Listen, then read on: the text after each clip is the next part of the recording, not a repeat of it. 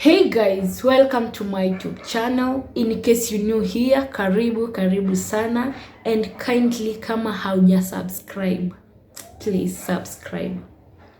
Subscribe to my YouTube channel. Road to 300 subscribers. I'm so happy. Cooking popcorns, we're going to use salt and cooking oil. Only that. Salt, cooking oil, and your corns. Heat your pan or sufuria, add cooking oil, then add your corns.